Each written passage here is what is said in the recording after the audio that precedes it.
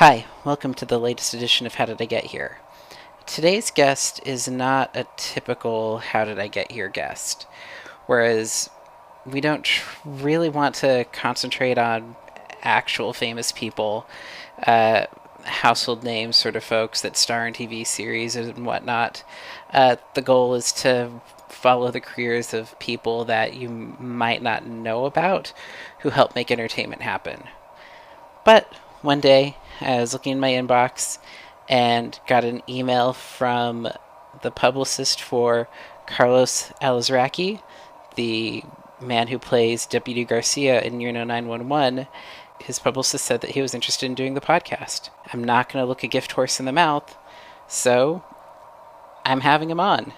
And it was great. We talked about his time as a struggling stand-up in the Bay Area.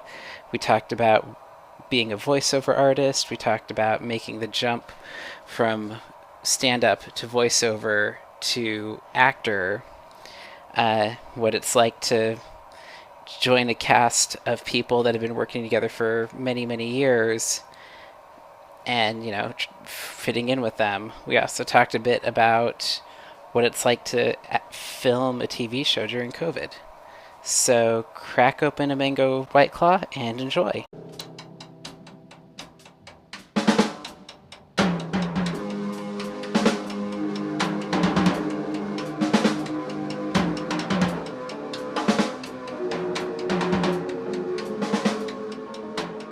Hey, Carlos, how are you? I'm good. How are you? Is it Dakin? Dakin, long gay. Dakin. Dakin. Nice to meet you. Nice to meet you too. So before we get going on this, I need to make a confession. Mm-hmm. So, many many years ago, I was at a Weird Al concert, Uh-huh. and I happened to be sitting right next to Thomas Lennon and Robert Ben Grant. Oh, wow. Small world. Very small world. And as you may recall, you were on a TV show where you and Robert Ben Grant both played mustachioed cops. Yes. I kept calling Robert Carlos. Oh, yeah. That happened quite a bit. I get mistaken for Tom Lennon, too. I do comedy tours back in the day, and they go, but where are your short shorts? And I'm like, nope, that's not me. That's Tom. All right. Did you ever get mixed up for Niecy Nash? No, not yet. Maybe once for Cedric when we were doing a college gig, but that was it. No, never. Just the other two white folks on the cast, even though my name's Carlos. Fair enough. And then Joe Julio and Ian Roberts came in, and now they're a little taller and a little different looking. So, like Ben and Tom and I are all around the same height. Fair. And all of them are from the. Although you're all the same height, you're the one non-stater. I'm a non-stater, yeah. Yeah. But we're getting ahead of ourselves with this and Yes. comparing, contrasting you with the state. We're not really going to go into that. Yeah. So, actor, voiceover artist from the Bay Area. What city are you actually from the Bay Area? I grew up in Concord. I was originally born in Yonkers, New York, but Concord, 1963. We moved there as a family. Bishop Estates near Bailey Road, Concord High School, El Dorado, Mountain View Elementary. Concord kid, go to Sac State. I went to DVC for 2 years, Diablo Valley Junior College back in the day. And then I went to 4 years to Sacramento State while I was playing soccer and running track. So, but still coming back and forth from Sacramento to the Bay Area. So basically hanging in the Bay Area till Sacramento to 85, moved to San Francisco in 87 and lived in San Francisco proper, mostly Richmond District, exclusively the Richmond District until 94. Funny, a lot of comic actors that I've interviewed that have spent time in San Francisco lived in the Richmond district. I think it was affordable. It was near most of the comedy clubs at the time. Punchline, Cobb's, Other Cafe, of course, right there in Noe Valley. So everything was close when you were in the Richmond and affordable. That makes sense. Yeah. Last week's episode was Claire O'Kane, who, when I met her, I believe was living on Clement Street. Oh, yeah. Clement. I used to bank at United Savings on 5th and Clement. The toy boat was there. Holy City Zoo was between 4th and 5th on Clement. That was a hopping area. Yeah, man. So you lived there during the time of Holy City Zoo? Yes. And then it became Ha Ha's, and then it went back to the Holy City Zoo. Jim Samuels became an owner. He eventually, unfortunately, passed away. And then Rebecca and I think Robin Williams and Rebecca and Dan Spencer, Rebecca Irwin Spencer, they put some money back into it to revive the Holy City Zoo in the early 90s, or maybe 92, 93. So the zoo came back. Yeah. So I'm getting ahead of myself. Did you ever actually do stand up during this time, or was it just something that you enjoyed? I started stand up in college. Okay. This guy, I started stand up in college in '84, and then in Sacramento, and doing mime and doing stand up. I got in a comedy duo. We used to perform at the Metro Bar and Grill where Brian Posehn used to perform. Um, and then moved to San Francisco in '87 with a friend of mine, John Boyle. I lived in the Richmond 38th and Cabrillo in an illegally converted garage, 1-bedroom apartment, and paid rent. Worked at 2 different health clubs and did comedy. And then I started working on the road in '89 and weaned myself off my health club jobs and became a full-time stand-up comedian around '89, '90. So how many years was that before you became somebody that could say, I'm a professional comic? This is how I eat and keep shelter. 5 years, I think. I started maybe in '84, and by the time 1990 came around, I went, okay, yeah, I'm on the road. I've got an apartment in San Francisco. I fly out of Oakland to these places, or I drive, but this is how I make my living. I'm a comic. Yeah, Alex Bennett was on Market Street then. He moved to Harrison eventually. And then, it was Bobcat. Uh, it was Bob Rubin, Dana Gould, Tom Kenny, Chris Titus, Rob Schneider, Warren Thomas, Michael Meehan, Jeremy Kramer, Linda Hill, Marshall Warfield. And, that scene was burgeoning right around the time I arrived, '87, and it started to taper off a little bit, even though the Improv came in 1989, and we had 5 clubs within the city. We had the Improv, the Other Cafe, the Holy City Zoo, the Punchline, and Cobb's, all right there in San Francisco proper. What was it like going professional right when things started to slow down? Like, Yeah, Bill Graham Presents came in and all those kind of things and started booking bigger headliners. And so the San Francisco scene started to dissipate. You could go out to the Walnut Creek Punchline or Sacramento Punchline and occasionally do a week at the Punch, but you were mostly surviving on the road. So it was too bad that it was starting to wane as I was coming more into my prominence. Like I won the competition in '93, and by that time there wasn't much as of a San Francisco comedy scene per se. yeah. So So so at what point did you decide that it made more sense to transition to acting essentially? when I was introduced to Rocko's Modern Life by making a tape and showing up at an audition, and right place, right time, right voice. Good old Rocko, my first job. And I was on the road in Seattle when we learned that the pilot was accepted, and then we were going to go to series. I remember being in a payphones in Seattle near the water, near this comedy club, and saying we're going to series. I was like so ecstatic because the road was just something I was doing. It was never what I loved, and so it was around 1991 when I found that out. So so your first like serious acting gig working for somebody else ended up becoming a really important cultural touch point. Yeah, and Bill Murray was there, a San Jose Mercury cartoonist, and I recruited Tom Kenny, suggested him to play Heifer, and Doug Lawrence, Martin Olson, Steve Hillenberg, Swampy Marsh, Dan Povenmire, Mark O'Hara, all these wonderful people just collaborated on Rocko, and it was the birth of a lot of great art, directing, voiceover careers. I mean, it was also kind of the birth of what I like to call the edgy cartoon era when like kids shows could start being really weird and legitimately funny. Yeah, we got to piggyback off Chris Valusi and Ren and Stimpy, and I remember being thrilled going to a convention and meeting Billy West, who still to this day is one of the nicest guys in showbiz or outside of showbiz. And I remember him being a guest on Alex Bennett, Billy West, and thought, wow, this guy's fantastic. But then when I got Rocko, it gave me some street cred because Rocko was following in that sort of vein of 90s cartoons that stretched the boundaries before the FCC got involved. And the first couple of seasons of Rocko were really nice and subversive and edgy. And the second two were okay, but we tried to squeak things past the censor. And Choky Chicken was one of those things that we couldn't believe got past them. I forgot about Choky Chicken. Actually, I don't think I ever caught Choky. Like I think I may have been too young to get that joke. Which now that I think about it, wow, that's almost as impressive as the fact that what was it? Growing Pains got away with having a character named Boner somehow. Yeah, a boner is an actual word. It's a mistake, right? It's a mistake or dropped something or clumsily done, a boner. Yeah, True, but yeah, no, yeah, nobody thinks of it that way anymore, though. Okay, so your first foray into acting was doing voiceover, which has been a career that's kept you pretty yeah, steady for I'm 30 years now, if I'm yeah. practically.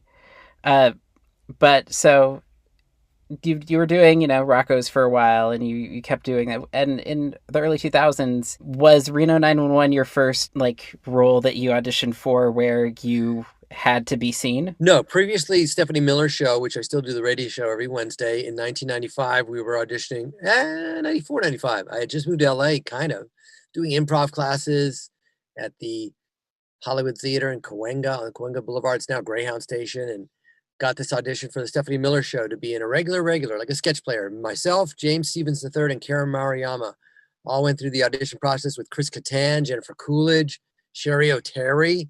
This is pre SNL. And I got picked to be one of these irregular regulars, and I did all kinds of sketches. I played everything from Dick Van Dyke to Johnny Carson to Charles Manson to Woody Allen. It was guerrilla film shooting. We filmed tons of stuff, and I did tons of sketches for UPN, On the Lot, Windsor Gate, Paramount Lot, Stage 29, where they did Soul Train. I had my own room. I did before the announced show. I did after the announced show. I did warm up. I did sketches. I got paid about $1,700 a week through Buena Vista Television, and that job lasted for 13 weeks. And I thought, oh man, I'm crushed. And then I went back into doing radio for Stephanie Miller. But previously, before Reno 911, I was on UPN on the Stephanie Miller show. And we, I think, were first to do a bunch of the OJ trial stuff. I played Barry Sheck. He would always whine, and Barry Sheck. I played, now I know Cato very well from my health club, and we talk all the time, and Cato's awesome. But I played Cato Kalin with his hair, and come to know he's from Milwaukee, and he's a big Packer fan. But yeah, I did a ton of sketches, and that was my first sort of job. And Ann Beats, one of the original producers of the original Saturday Night Live, and now of course I'm pretty good friends with Lorraine Newman, so everything is weird. But she was the producer of the Stephanie Miller show, so I was really working with some pretty heavy people, and I thought this was just going to project me. SNL was next, and then those things didn't happen. Or Mad TV was next, and those things did not happen. I did not get the Mad TV callback. Went into doing radio. Obviously, the Taco Bell Chihuahua came in 97 to 2000. And I was doing this movie in Canada with Ellen Page in Saskatoon, Saskatchewan, 2001. Actually, gosh, yeah. I think I'm getting these dates mixed up. Yeah, I was gonna say Ellen Page in 2001. She would have been what, 14. like It was 11, 12, 14. 14. We did. She gave me as a parting gift on this movie. It's called I Downloaded a Ghost for Disney, and I play a ghost that's caught in Uh, purgatory in between life and death because I got hit by a bus because they think I stole the cat.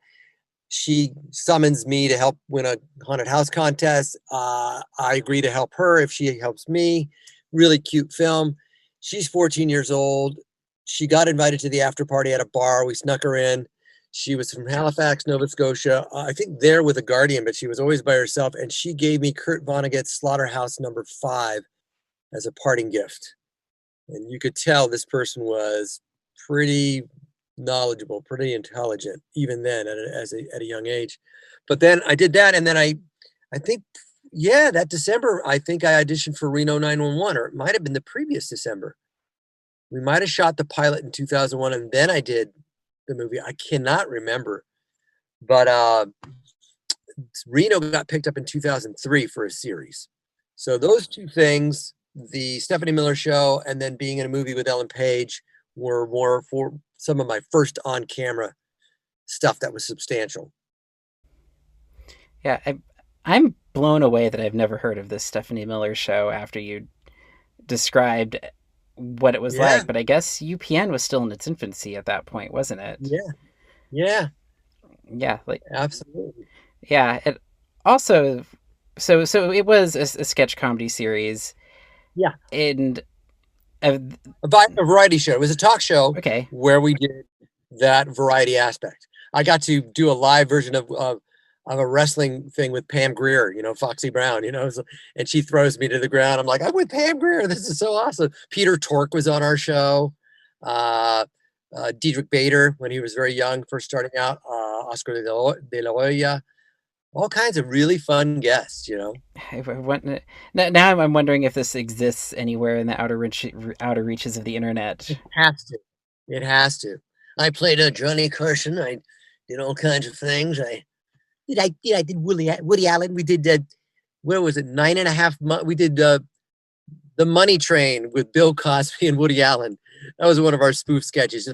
I don't know if you noticed, but Jews and trains is not a great thing. You got to get on the train. You see, goes the train, and we're gonna rob. It was just some pretty fun, weird stuff. We did 9.5 weeks. That's what it was. Because there was the movie 9 months and 9.5 weeks with Mickey Rourke. And we did Hugh Grant and what's her name? The rich blonde girl that married the gajillionaire. Oh God, something Nicole or way back when. But anyways, we just did a hybrid of spoof sketches, a lot like Mad TV.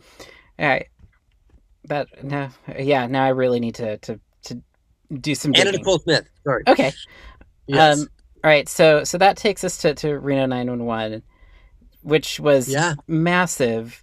So about half of Reno 911's like cast and writing crew and team was from the state.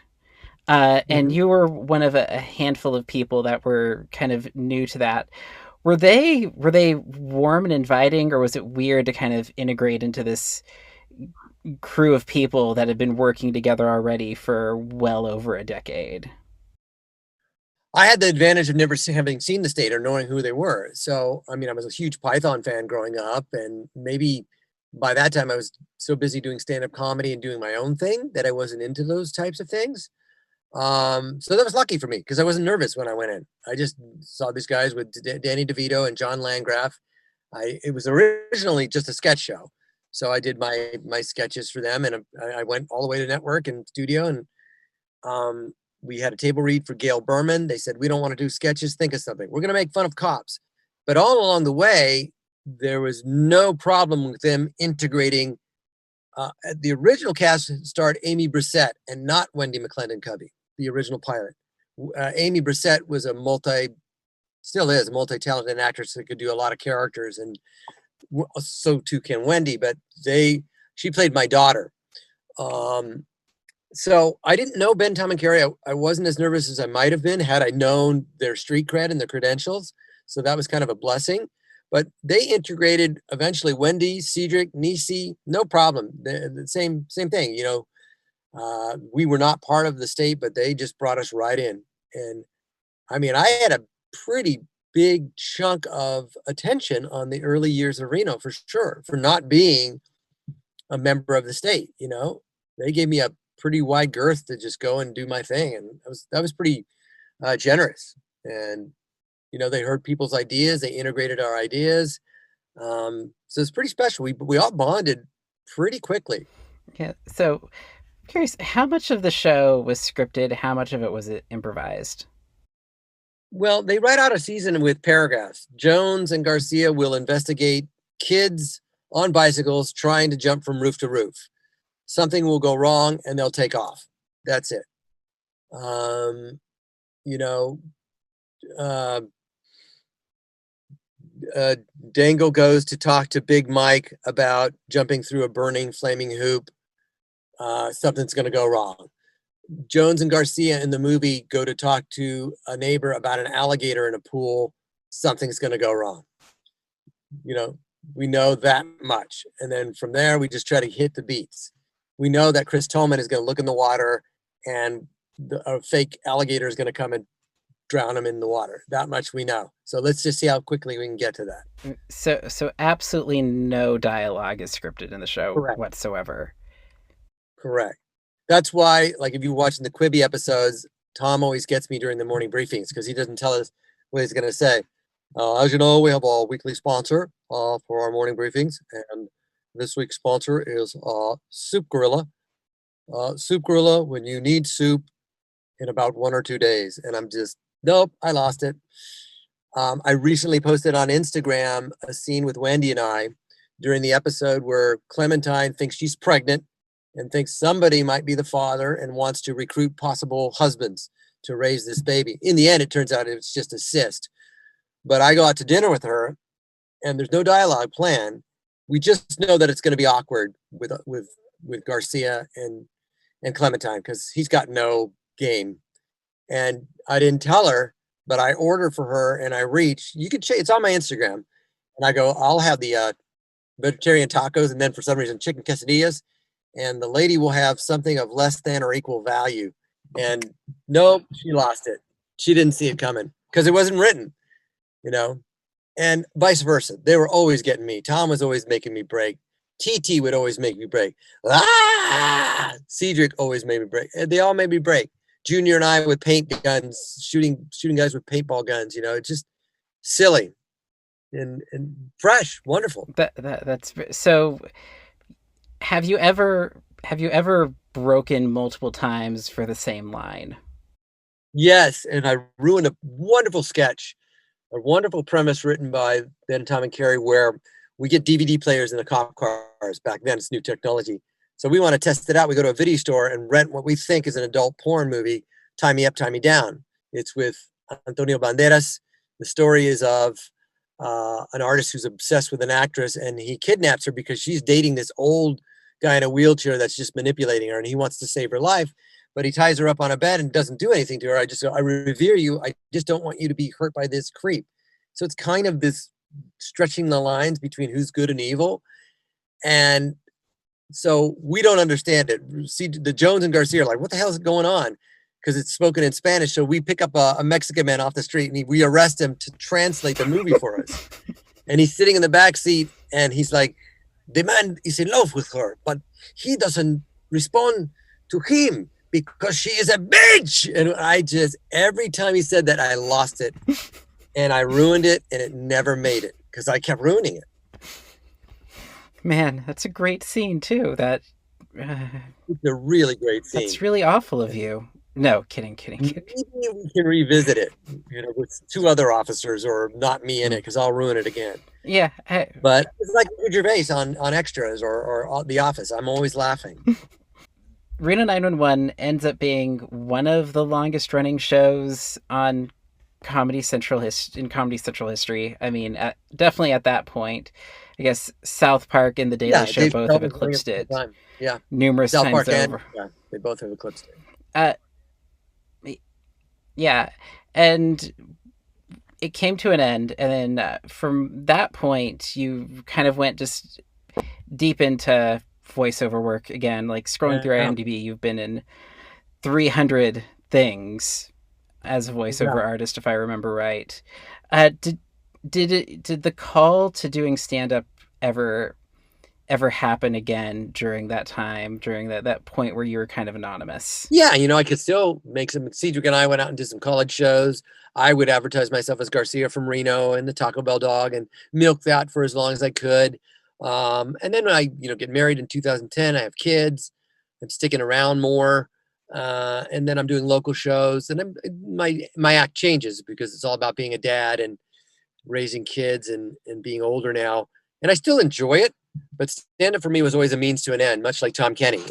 We wanted to get to a point where we were doing other things. For Tom, he did Mr. Show and things like that. But once he became SpongeBob, that's his whole world now. He's directing Camp Coral, the prequel. He's doing so many voices. And so stand up does call occasionally, and I'll do a show, but it's not, uh, I prefer to be in the booth or on set for sure. First in like the mid 2000s, if I remember right, Reno 911 did a reunion show, which happened at Cobb's. So it brought you back home. And I'm mad that I didn't think to stick around and try to get a rush ticket because it was sold out and I was bummed. So since I didn't make it, how did that go? It was really good because I had performed at Cobb's several times, so I was comfortable going on, and it was good. We sort of replenished some sketches that we had done from the Aspen Comedy Festival at that time, and added some new things. At that point, I had been killed off with Wendy and Mary, so we devised a sketch where I came out and changed like Jacob Marley, and I was like Jones, Jones, and he's freaking out, and they're like, "We don't see anything. What's wrong with you? Don't you see him? No, you're crazy, Jones." And he freaks out, and then they go, "Ah, it is. He was alive. He never died. He just moved and lived on a houseboat near outside of Reno. He was always alive." And that was how we played that one. But people, it was well received. People dug it. They were happy that it was back in some form. Um, and it was really cool. Yeah. So fast forward to 2018, 2019. First of all, what the hell is Quibi? Quibi is, I would say, you get those snack packs of little cookies or little potato chips.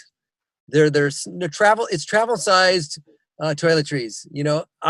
I was speaking to David Lincoln earlier today, actually, a producer of Reno, and telling him how much of a Quibi fan I am. Not just because I'm on it, and I love the format. There's 6-minute little slices. I finished, for example, Die Hart, the Kevin Hart miniseries about him going to a stunt school in cinema verite, and he gets fooled into actually becoming a really good stunt man. Flipped with Will Forte and Caitlin Olsen, Agua Donkeys, which is out of Utah, kind of Napoleon Dynamite light. There's children's shows like Barkitecture, where they build houses for dogs. Floored, where they dance on a stage that rotates. So it's little bite slices of viewing that you can get when my wife's asleep. I put my headphones in my phone, and I'm watching I think it's the Mapleworth Murders, little series now about crime in a small town, comedy series. And I can watch 3 or 4 in a night, and they're little bite-sized little shows you can watch. And I love it. I love it. So that's basically what Quibi is. They had a sort of a gimmick where if you turn the screen vertical, it would have a close-up, and if you went like this, you would get the wide. But you keep it in wide. That gimmick is done. Yeah, so it's kind of like what Adult Swim Yeah. was or is where things are kind of shorter and more Yeah. easily digestible. How did I know this is you might not be even the right person to ask about this, but how did Quibi, which is just a new sort of thing, convince this show that had been off the air for I think a decade at that point, a little less than a decade? How did they get all of you back together to do this thing again? I mean, there was always calls for it. Maybe 7 years ago, we did a benefit for a sheriff that was running in Carson, where we used to shoot. We now shoot in Piru. And we got our uniforms on. We took a van out there. We did this thing for this guy. And, Nisi, who was busy as all get out, was like, "We got to bring the sheriffs back again. We got to do this." And Joe Latrulio and Joe Latrulio was there. Ian was there for that one. And then they had discussions with Netflix. They couldn't work out ownership and all those things. And then finally, Katzenberg was coming along with this. And Katzenberg was always a fan and said that Reno, because you look at the YouTube views, Reno works perfectly for Quibi, because the YouTube views of Reno are just the sketches, like Wendy pulling over Cedric, the drunk cowboy, and making him dance. Dangle jumping up in his boots doing the new boot scoot. Whatever, the short form was already there for our fans that were watching all our clips on YouTube. So I think Katzenberg just put 2 and 2 together and went, "I love this show. People love the short clips as well as the regular show. This will fit perfectly into this format." And I think he's right. It's been well reviewed. It's one of Quibi's top shows. And it's worked. People really like the new stuff. Yeah. In fact, So, Weird Al played Ted Nugent, the nicest guy in the world. mm, He is so nice. yeah, I remember him being very proud of that on Instagram and all of his Oh social yeah, media. Weird Al was stoked that he was cast to play Ted Nugent. he's the Yeah, Nuge, man. yeah. Also, a lifetime vegan, Weird Al Yankovic, which makes it even more interesting. Yeah, he doesn't have a range where he's going out. Although I do respect somebody that shoots their own food, I will have to say, but it's not factory farming and agribusiness. But yes, he is very disparate from the real Ted Nugent. He's very sweet. He is not the Motor City Madman. He is wherever he is from, nice man. Yeah. So did that immediate chemistry just sort of come together when you all showed up on the set for the first time in years? Yeah, yeah, absolutely. It's just it's like putting on riding your bike again. One of our first call, I did a PSA with Wendy about what kind of guns you can carry and legally carry in Nevada. And then I went back to my trailer, put on my thing, and then all of a sudden I'm going on to an airplane to arrest Jim Rash. No, you don't know me. You weren't here. You can't do this. And I'm like, here we are. Wow. Flash forward, just like that. Get my feet wet again. And then the morning briefings felt like no time had passed with the morning briefings. We're all sitting in the same chairs, and it's just bizarre. And of course, Wendy and Tom and Nisi and Cedric have done amazing things on other shows, but here they are back in their polyester playing Reno sheriffs again. So Yeah, I still view Thomas Lennon as being one of the most underrated comic writers of yeah, of any generation. Yeah, I've only got to see him do stand up once, very good and at it. he's amazing. He had two microphones, one for his mouth, one for his penis. It was hysterical. Yes, yeah. But not. He and Ben are so voluminous. They just spit it. I was talking to David Lincoln today, um, and they're. I think it's almost public news, but we're believing that we're coming back. So I won't say that officially. And already they have 150 to 200 sketches written. They just crank it out. Yeah, that actually kind of leads me to my next question, and this is kind of how I'm go, yeah go but going out with this. So COVID, for you as a voiceover artist, is that affecting your workload at all? Well, when my mic works, which it does every day, I've got Ethernet cable running straight to this guy. I hooked up some AC to my booth. I'm working a lot out of my house, and in fact, way more than I used to because of COVID. Animation is king, although because actors aren't working on screen, they're coming into the animation world too. So both are happening at the same time. I'm very fortunate. I've been attached to a couple of new things, and we will keep you updated. I don't know if I can announce. There's some upcoming projects that I'll be doing with some Reno cast members soon. I'm doing Casa Grandes. I'm doing Lego City. I'm doing Victor and Valentino. I'm doing Fast and Furious. I'm doing a lot of stuff, and I've been very fortunate. And it's been from my booth, but sometimes I'll go out and do it live with protocol and all those sorts of things. Masks, engineers behind the glass. You enter from the back. The clean microphone. Bring your own headphones, and we're able to do it both ways. Man, I mean, is it even worth it to go into the office with all those precautions you need? It is sometimes. And last week we had a situation where I'm Salami Studios in the valley is really near to my house. And Salami, sometimes we've had issues with Ethernet, Source Connect, and it's just not working. I go, guys, we'll be here for 20 minutes. I live 7 minutes away. I'll just drive over. I'm fine. I've got the mask. I know you clean the microphone. I love Mark and John, the engineers. I feel totally safe there. Let's just go crank it. And we did it.